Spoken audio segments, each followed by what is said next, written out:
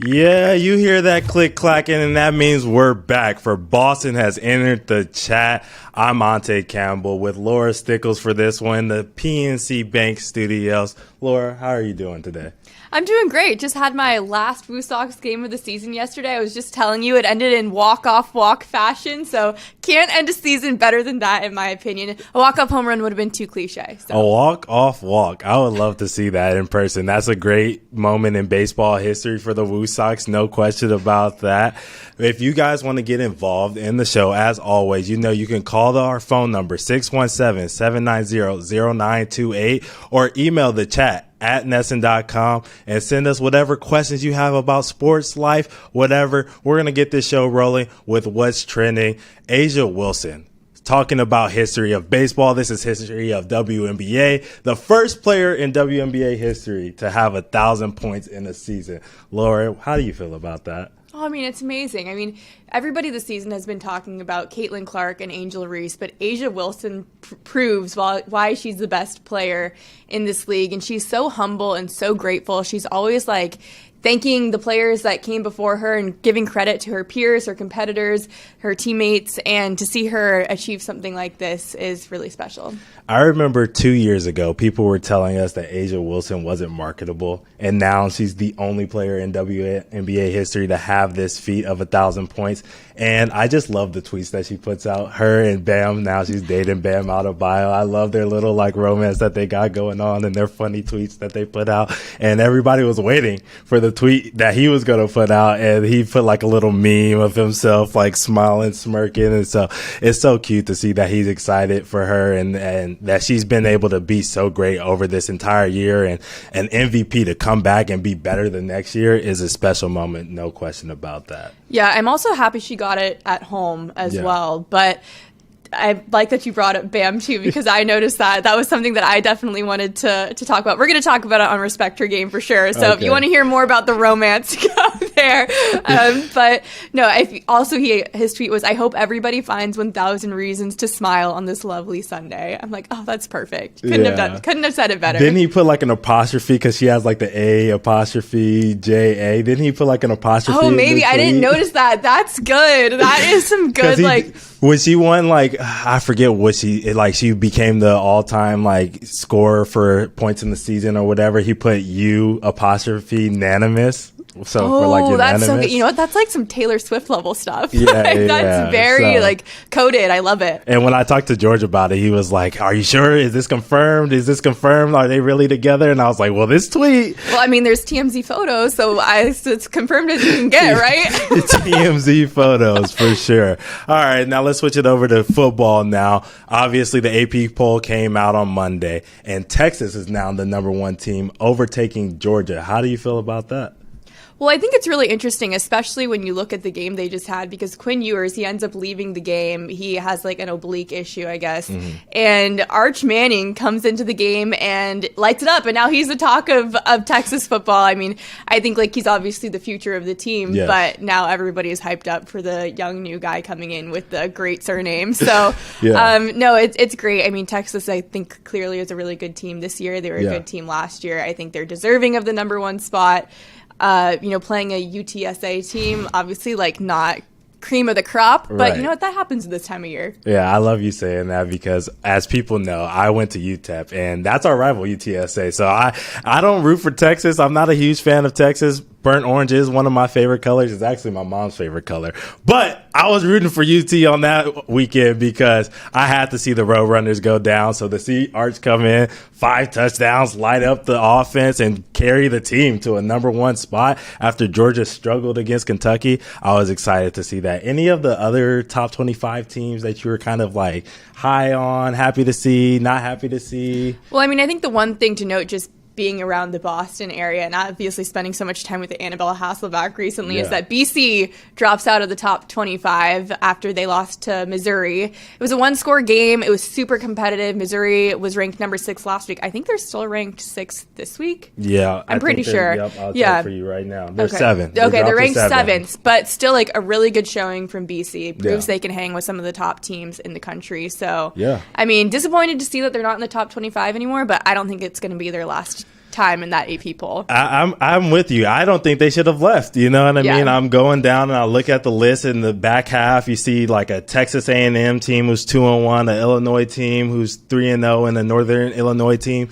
Like these teams, okay, Northern Illinois beat Notre Dame, but this team went out there on the road in a place where everybody expected them to get smacked, throttled, thrashed, because everyone's saying Florida State sucks. Nobody cares about Duquesne. And they went out there and they went nose to the, like, foot to the pedal, nose to the grass, and made everybody know that they're a legitimate team and that it wasn't just a fluke. And so I think they should have hung around at 25. I understand they lost, but they lost to a really good Mizzou team at home. I agree. I actually wanted them to be in the top 25 as well. I mean, last week, George was like, I don't think they deserve to be in the top 25. I'm like, what are you talking about? Like, they're clearly a good team this year, and I think they still played good football. Yeah. I think it's just like they don't have that history of past success that, like, you know, a Texas A&M or something has. 100%. Which is why they dropped out, but, like, that's not fair. Come on. It's not. You're right. It's not fair. But, you know, George is from Jersey, so he hates on everything. So, of course, he's going to say that he doesn't think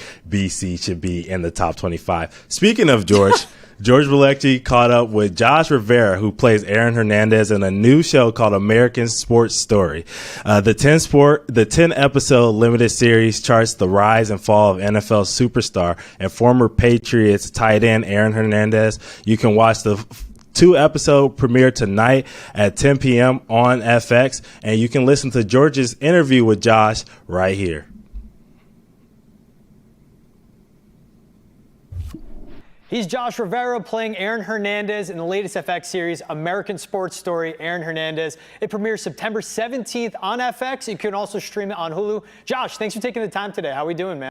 Thank you for having me. I'm good. How are you doing? Doing great. Now, I was lucky enough to get the sneak preview of the first season of this show, and watching you with the range from Aaron Hernandez as a high schooler in Connecticut all the way to being, of course, an NFL player with the Patriots.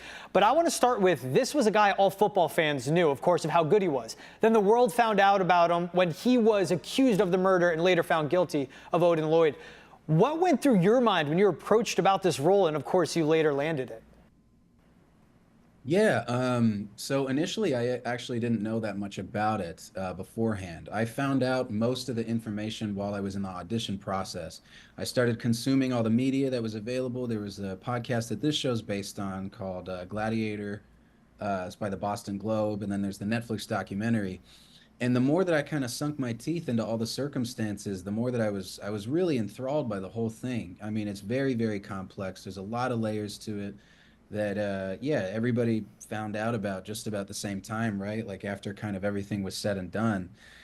And that was very attractive to me. I felt a lot of magnetism to the role because of how complex it was, and the amount of kind of questions that you ask yourself when going through all of this information. Like, wow, what could have been different that might have had a different outcome? What little things could have happened that might have changed the whole trajectory?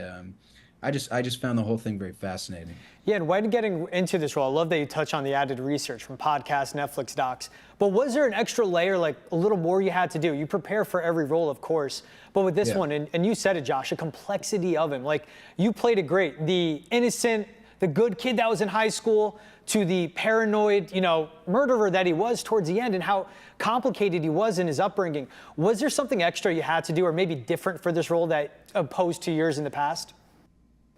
Yeah. So something that was really surprising to me when kind of looking into accounts that other people had on him, I wasn't invested in this story while it was happening. So a lot of other people might have known this, but I didn't know it, and a lot of my friends didn't know it while we were watching the documentary and stuff, that a lot of people, describe him as a very sweet and charismatic person, a goofball, somebody very good humored. And I thought that was something that was very interesting and contrasted greatly with my image in my head of what I had of a person who was capable of something like that. So it just kind of framed my brain and like, well, something like this has to start somewhere. Something in this story that was a lot different from anything I've had to do before was, this is obviously a real person. So, I have to look at a lot of public appearances. I have to pay attention to the way that he talks to his family on the phone, to the way he talks to his friends on the phone, how that tonality changes, the degree of tenderness, the degree of swagger, depending on who he's talking to. He's a real chameleon. And I found that kind of fascinating, what he chose to show and chose to hide, depending on who he was talking to. And I sort of tried to take all of that and make this core essence as my anchor and build this kind of disposition that I practice carrying around with me. And I went from there. Yeah, what was it like also, because you said all the prep that goes into it, and then also from the beginning, the first shooting of, let's say, the pilot, first few episodes, towards the end, did you even in yourself feel yourself evolve as an actor, or just continue to adapt? And in a way, you have to get so dark for this role. That's why it's so intriguing to me. But was there a change from, say, the filming of episode 1, 2, towards the end when you get later on in the series? Definitely. Yeah, I would say both. I mean, I would adapt to the new environments and circumstances I would given, but I was also growing, I think, as in my profession as well. I've never had to take on anything like this before. It was a really unique challenge. And that was really nice, because I had a lot of opportunities to sort of keep trying to do better than I did the day before. And what we had, well, I'll speak for myself, but I had the real luxury that we filmed a lot of it chronologically, like there from the beginning to the end. We filmed a lot of it in order.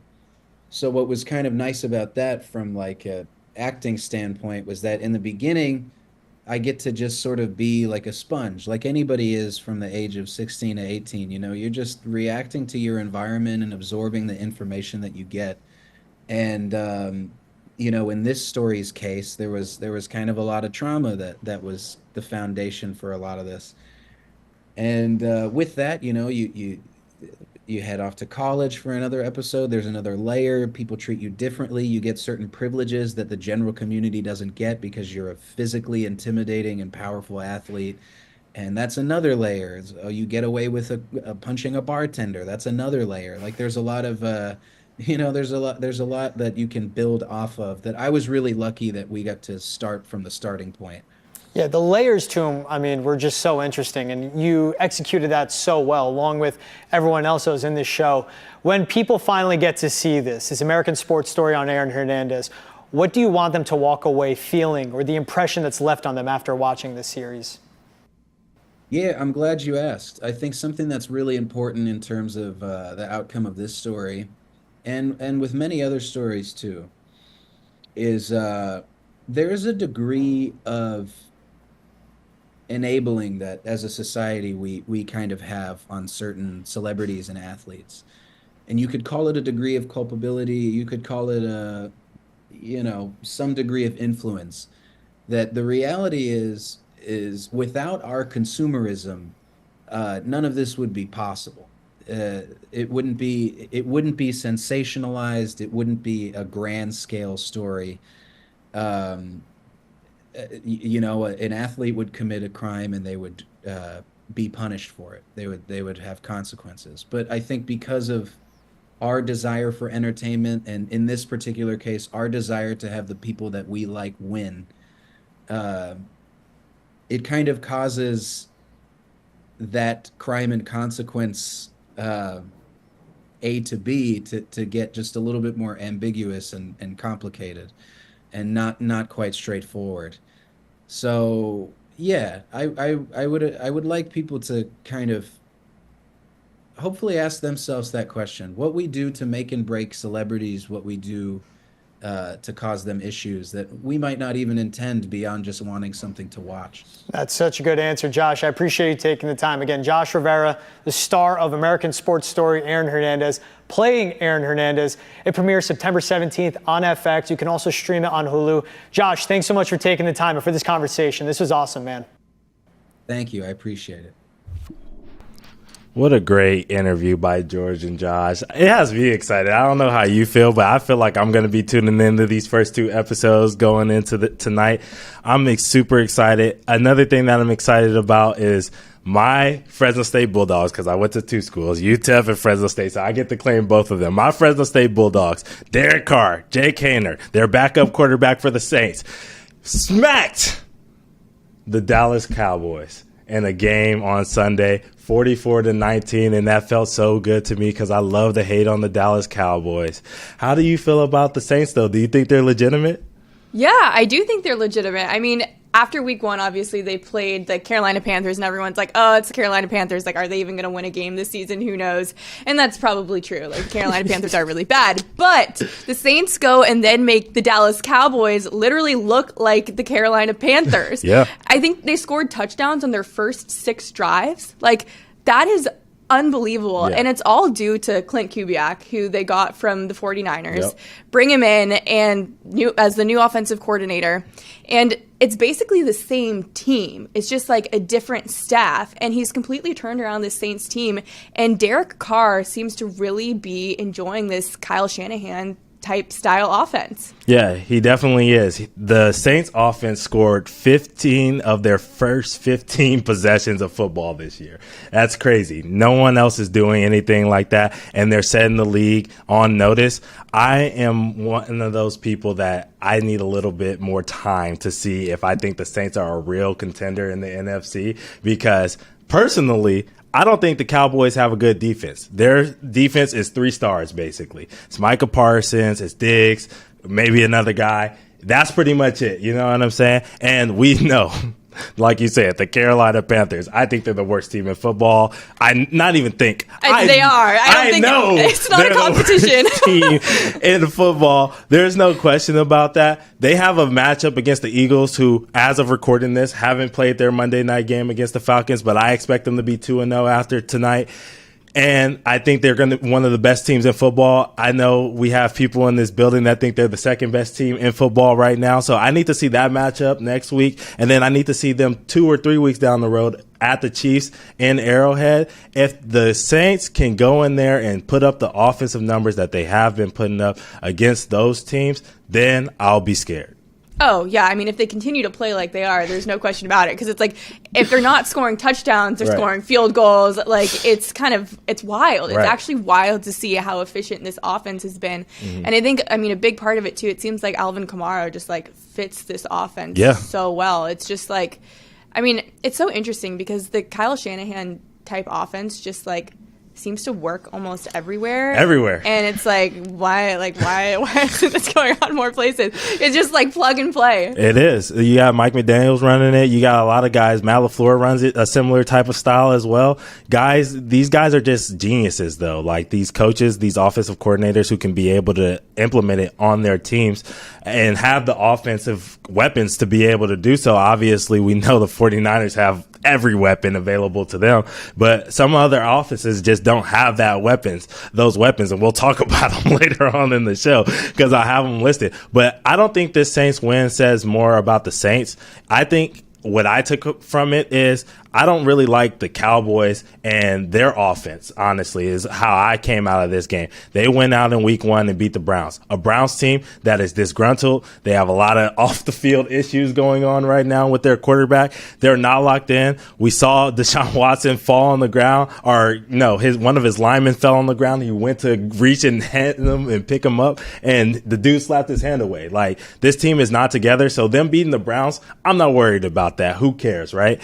What I needed to see was, were they going to be better at running the football? Because this is the first year that Dak Prescott has not had an elite running back behind him. And he's showing us that what he's always showed us, he can make throws in big games. And when you have 70 yards and under 70 yards in 2 games of rushing from this offense, it's going to be really tough when Dak goes out there and throws 2 picks like he did against the Saints, which led to their defense being on the field even longer and led to a lot of easy touchdowns for Kamara, Derek Carr, and crew.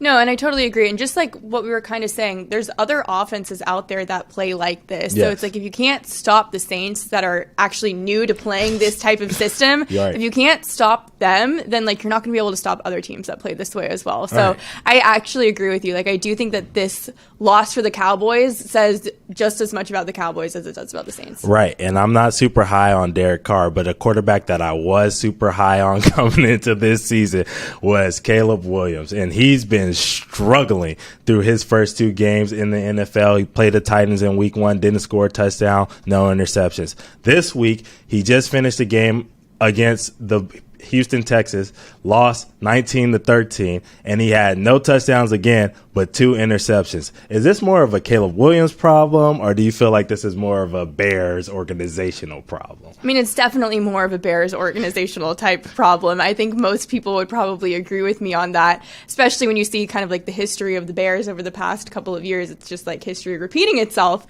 I think what was supposed to be different this year with Caleb Williams was the fact like the Bears offense was supposed to be ready for him. Yes. It was like, this offense is like done. Yep. And we just need the quarterback. And that has not been the case. I mean, the offensive line has not been good at all. The receivers aren't getting good separation. Right. And yes, Caleb Williams did throw those 2 interceptions. Yep. But when I look at those interceptions, I don't necessarily think it was like a case of bad decision making. I thought that they were just like bad throws. And I think that that's where you want to be if you're a Bears fan. I don't think what you want is your quarterback necessarily making bad decisions. And Caleb Williams was a really accurate passer at USC. He was. So I think maybe, I mean, if the O-line can get a little bit better, if he feels a little bit more comfortable. I mean, this is like, I'm saying dreams, for Bears fans, right. But like if he can feel a little bit more comfortable back there, give him some time, both in the pocket and just like time to feel comfortable playing in the NFL. Yeah. I think he'll be fine, but like the Bears offense in general is not okay. Yeah, and no Keenan Allen. I would have to note that, of course, he didn't have Keenan Allen in week 2. But my thing is like you said, the offensive line has to be better. He had 36 pressures on 44 dropbacks, which is just him running around like a chicken with his head cut off. I mean, the second interception that he threw in the fourth quarter, it was much of that. It was a play that we saw during his Heisman run at USC that he made millions of times, scrambling out, doing 3 spin moves, figuring it out and making the play last a little bit longer and then just hitting his guy down the field. A play that probably would have went 70 yards at USC ended up in an interception. And that's where I say it's a little bit of both. This Bears team with a new coach, obviously the coach wasn't there, the coach Fields last year, but they're kind of seeing like the repercussions of their actions, right? With Fields, they didn't let him be himself as much as they probably should have. When they started off at the beginning of the season, they had him buttoned up, suit and tie. But then as they started to lose games and they were like, well, let's just see what this kid can do, he started to be good and he would win a bunch of fantasy games for a bunch of my friends. They were always like, oh my God, Justin Fields is so great, blah, blah, blah. And DJ Moore even backed him up. He said, I don't understand what you guys are seeing to say that this guy can't play quarterback, right? And now they have a young quarterback who they probably need to button up just a little bit more and say, hey, throw the ball away here, do this, do that. And they're not telling them to do that. And it's ended up in costly turnovers for this team that really has been playing fantastic defense. And their defense has been putting them in great places to score, and they've been able to kick field goals, and they've been making their field goals. So continue to take the short play. It's not about the home run. This is not college. They need to relay that message to Caleb Williams, and if they can do that, this Bears team can continue to win like they did in week 1. Yeah, I'm glad you bring up the defense because I think as long as they can get their run game going just a little bit more, they're going to be okay because their defense is going to keep them in games. The other thing, too, I brought up the 2 interceptions from Caleb Williams, but he also just needs to do a better job protecting himself. Yep. Like, he took some pretty rough hits. That one hit he took on the sideline, he could have stepped out a little bit earlier. You're right. I was right there with you. I saw it. It looks like he was trying to get a late hit or draw a late hit call, and he could have just ran out of bounds, but he stayed and he tippy-toed his way out, and he got rocked. Exactly. And I think that just sometimes takes a little bit of time to figure out. Sometimes I think probably at a new level, like in the NFL, but in any case, I think that's actually more of my area of concern, is less on the interceptions, more on like taking care of himself at this new level and figuring out how to like make sure that he has a lot of longevity within this league. But fortunately for the Bears, they play the Colts next week. Yeah. And their run defense is atrocious. The Packers rushed for 261 yards against them this week. So, I mean, if they're going to figure it out, next week is the week to figure it out. Yeah, I hope so. And speaking of a team that needs to figure it out, the Bengals. I mean, I thought this team was going to be way better than they are right now. Everyone's telling me Joe Burrow's the second best quarterback in the NFL. And he played played like it in week 2, but he didn't get the results. They lost in a walk-off field goal. We talked about walk-off walks.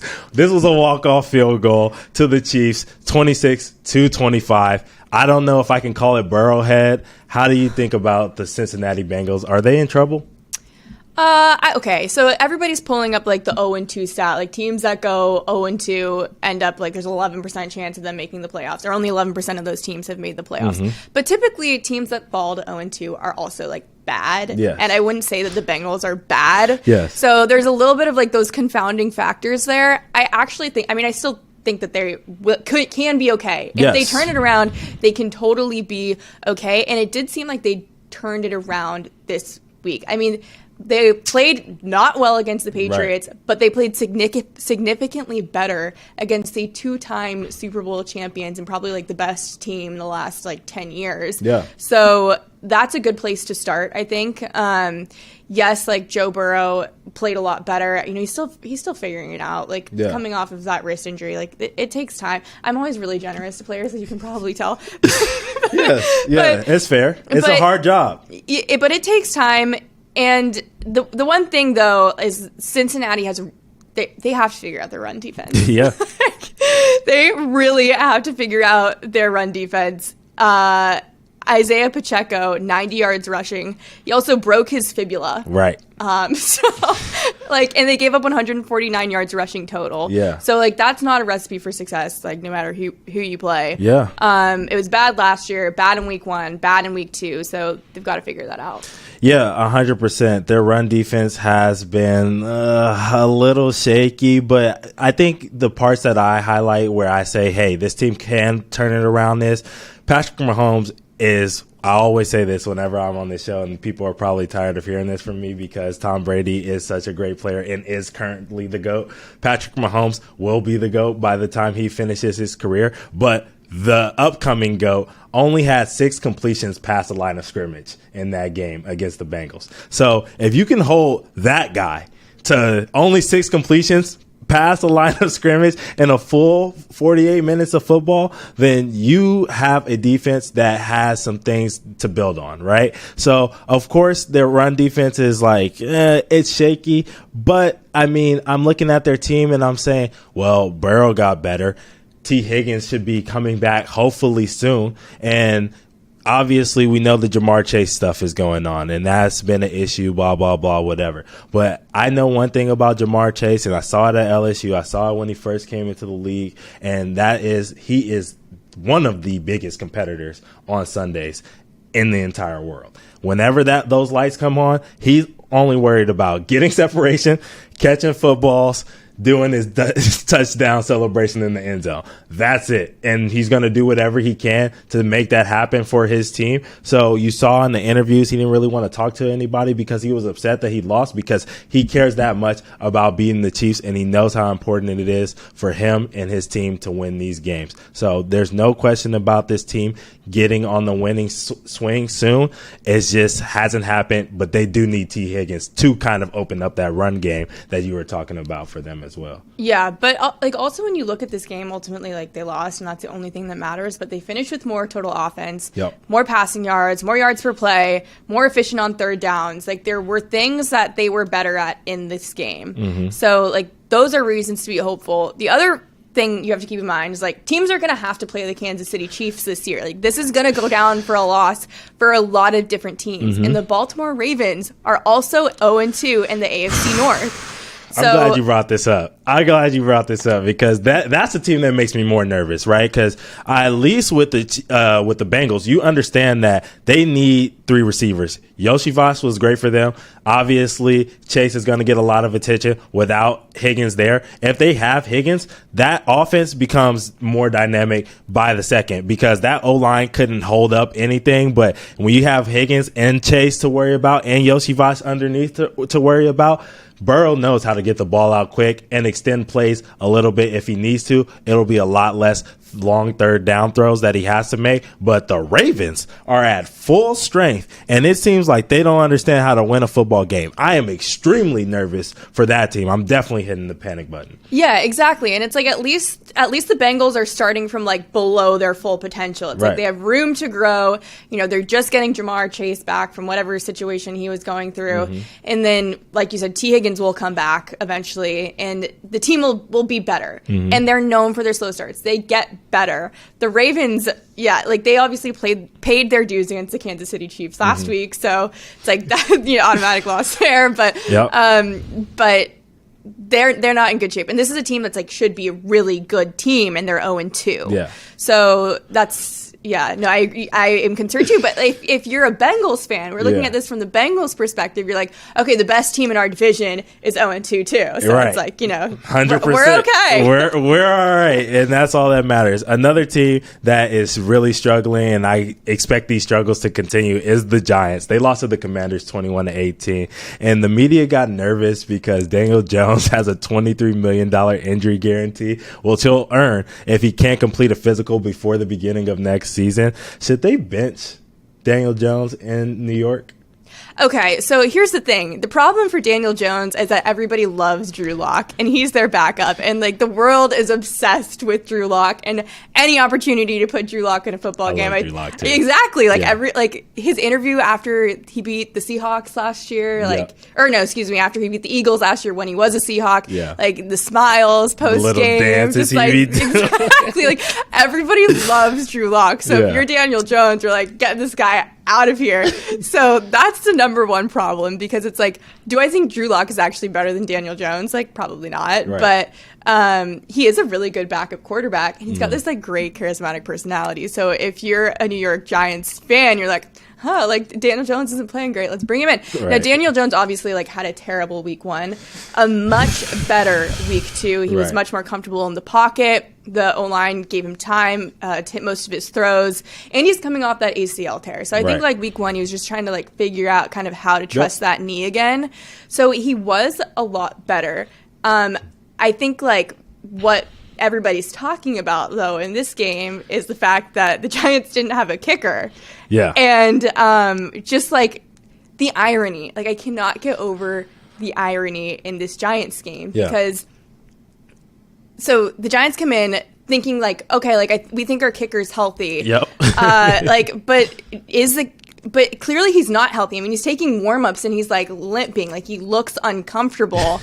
And so they start this. He aggravates his hamstring, I guess, in the kickoff. And Brian Dable says after the game, like, oh, well, we thought he was healthy, but like Brian Dable is on the field, like watching him take his warm-up kicks. And it's like, if you feel like you need to watch your kicker, like take their warm-up kicks to make sure they're going to be okay, then you probably should have elevated somebody to have as a backup. Anyways, the irony is incredible because the Commanders score 7 field goals to beat them, and the Giants can't make a kick all game long. Which is hilarious. The Giants are the first team in NFL history to score 3 or more touchdowns, allow none, and still lose in regulation, which is insane. So that's why I'm personally saying, yes, bench Daniel Jones, because you have a bottom 5 offensive line and a bottom 5 receiving room and receiving options as a whole, because you let Saquon walk, which in week 1, that touchdown, the receiving touchdown that he had out there in Brazil, I was so thoroughly impressed on that wheel route. It was insane.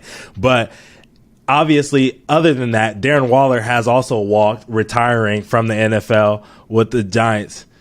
And so my thing is just, you have no receivers, no offensive line, a guy who just tore his ACL. Take him out because you don't want him to be the quarterback of the future. I mean, we saw it during Hard Knocks. They talked about it. They said, would you trade up to go for Daniels, who they played against this week? And they were like, yeah, we would trade up to 2 to go get Daniels. So if they're willing to trade up for Jaden Daniels, they're clearly looking out at quarterback anyways. Take this dude out. You know your team is trash. You're not winning anything this year. It's time to get ready for a Daniel Jones-less New York Giants, which is, it is what it is. It's kind of crazy because Carolyn, our producer, got in my ear and just told me that there's breaking news to us, and this won't be breaking news to you guys once you hear it. But Bryce Young is getting benched, which is insane to think about after 17 games of football we've watched him play. How do you feel about that?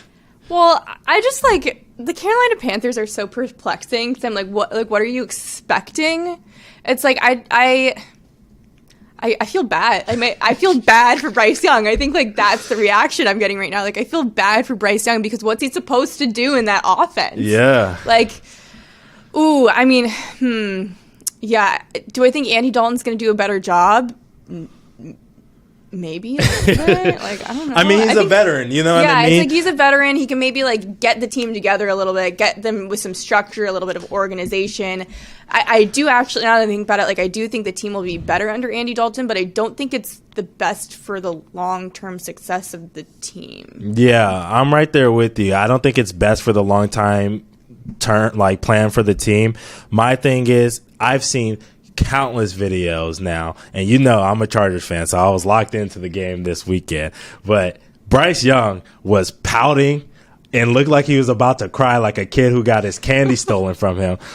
The last 2 weeks, not even just the first week. I mean, he got 47 points put on his head in week 1, and then the Chargers went up and put up 26-3 against him in week 2. This dude looks like a kid that's just pouting and just got his butt whooped. Honestly, just belt to butt. I won't say the other word, but belt to butt. You know what I'm saying? So I think it was probably time, because you need somebody who's going to be in there, who's going to be energetic, excited, and with the season slipping away, which is why they kind of made this decision, they wanted to not be a team that's going to win 2 games, 3 games, and there probably still will be, but at least they can have some new energy, somebody who is excited, somebody who we know in Andy Dalton, who's always a commander of the huddle, of the locker room, a guy who's a leader, a captain, and they have that for sure with him. Right now, we don't know what Bryce Young is as a football player. So for the foreseeable future, I would say this is a good move, but for the long-term future, I'm out on it as well. Lastly, I know you wanted to talk about this. I talked about it a little bit with George last episode. The Patriots lost to the Seahawks in overtime. You wanted to talk about that game. How did you feel about that game, Laura? Well, okay, so the Patriots cannot win with their receivers only making 3 completions for 19 yards. Yes. That's what I think about that game.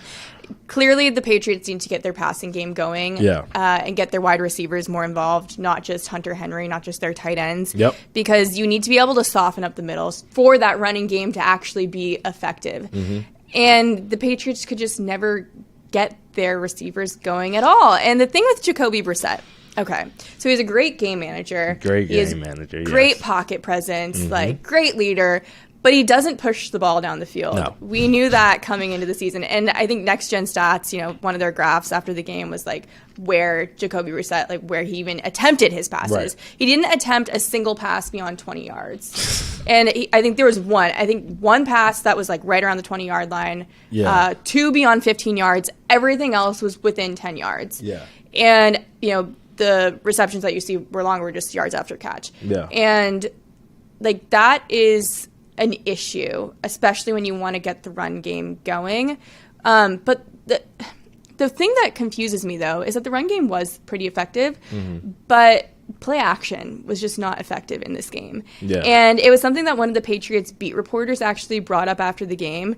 And Jacoby Brissett said this, which, Evan Lazar asked about the lack of play action success. Yeah. And Brissett said, they had a good tell on us whenever we tried to push the ball down the field. They had a good plan for as far as not letting us get behind them. We tried to, but we have to find ways to get on top of that and continue to push the ball down the field. I thought they did a good job of playing 2 deep safeties a lot of the times when we were trying to take our shots. Mm-hmm. And it's if teams know that week 2, if they have a tell on you week 2, what's going on. So I think that is kind of the area of my concern, is just the lack of play action success, and why isn't play action successful? Yeah, you had a lot to say right there. So I'm going to go back to the receivers. my whole thing about this is people have been asking, like, oh, the receiving room, how can it get better? How can we make sure that they don't only complete 3 passes for 19 yards and a touchdown to Jalen Pope? Congratulations. Woo, Jalen Pope with a touchdown. They're asking me about this. And my whole thing is, we knew coming into this year that this was the worst receiving room in the NFL. And trust me, once again, Chargers fan, I've seen a bad receiving room with QJ and Lad McConkey and whatever. That's a terrible receiving room. This one's worse. When people are on Twitter talking about, oh, Pop Douglas, who is a 6th round, 210 pick in the NFL draft, is upset and not taking media availability because he didn't get any targets, that's a problem. We're relying on a 6th rounder who's about 5'10" to make plays for us right now at the beginning of the season for a guy who's a second-year player in the NFL. That's a problem. Also, my thing is like you said, we need to make plays down the field with the Patriots. 100%. I understand that.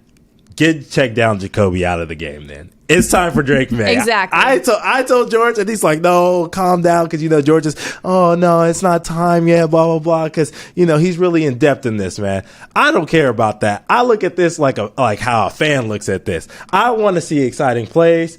If we're going to lose anyways, I don't want to lose and watch Jacoby throw down a screen or something like that, or throw a check down. I don't want to see that.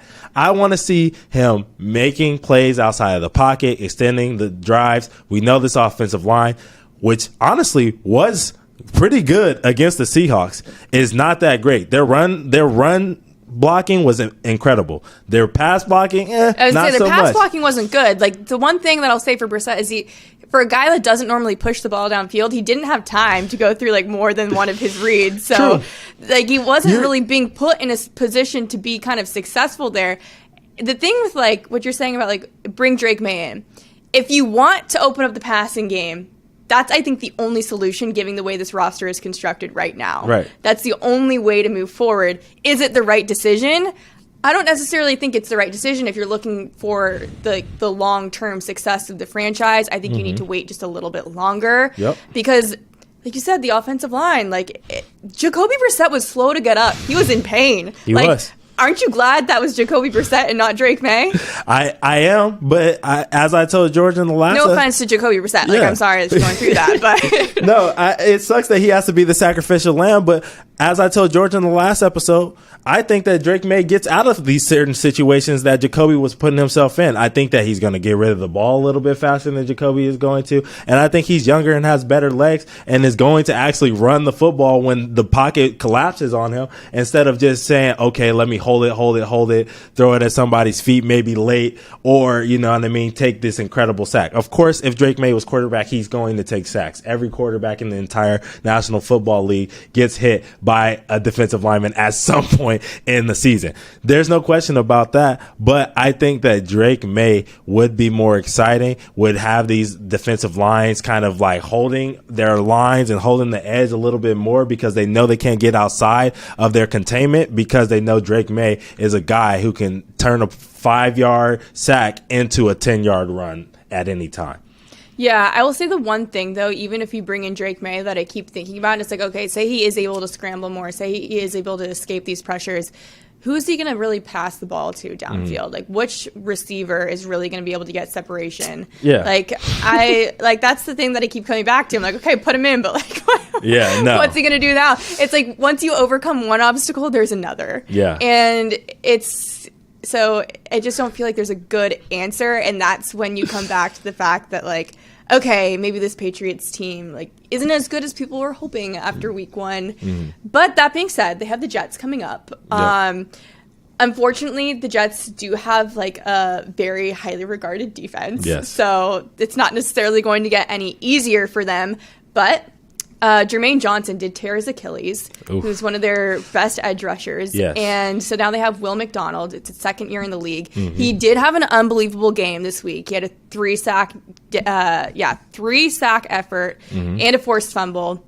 And in addition with that, Reddick is still holding out for a new contract. So you know what? There might not be as much defensive line presence. So like maybe I know the Jets have really good defense, but maybe this week in particular, like they can take advantage of it. Maybe they can. 2-1. We hope so. We have a lot of hope in New England, but that's it for us on this episode of Boston Has Entered the Chat.